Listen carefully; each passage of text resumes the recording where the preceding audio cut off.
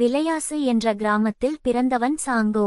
பிற குழந்தைகளைப் போல அல்லாதவனாக இருந்தான் அவன். அவனுக்கு ஒரு அபூர்வ சக்தி இருந்தது, மரங்களோடு பேசும் திறன். சிறுவயதிலேயே மரங்களை நேசிக்கத் தொடங்கினான். அவன் அருகில் சென்றாலே மரங்கள் இலைகளை அசைத்து அவனிடம் பேசும். சாங்கோ, இந்த நிலம் துன்பத்தில் இருக்கிறது. சிறு புயல் வரப்போகுது, மக்களை எச்சரிக்கவும் என்றெல்லாம் மரங்கள் அவனிடம் கூறும். ஆனால் கிராம மக்கள் அவனை நம்பவில்லை.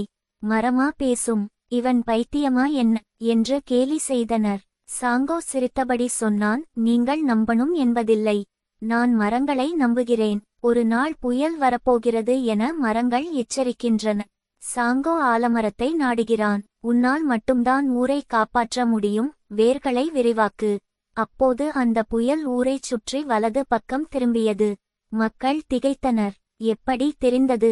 சாங்கோ அமைதியாகச் சொன்னான், மரங்கள் எனக்கு நண்பர்கள், அவர்கள் அழைக்கும் போது நான் கேட்கிறேன். அதன்பின் மக்கள் மரங்களை வணங்கத் தொடங்கினர். சாங்கோ மறுநாள் காணாமலானான். ஆனால் இப்போது கூட மரங்கள் விழும் சத்தம் வந்தால் மக்கள் பார்த்து கொள்கிறார்கள். ஏனெனில் அவர்கள் நம்புகிறார்கள், சாங்கோ எங்காவது இருக்கிறான், மரங்களாகவே.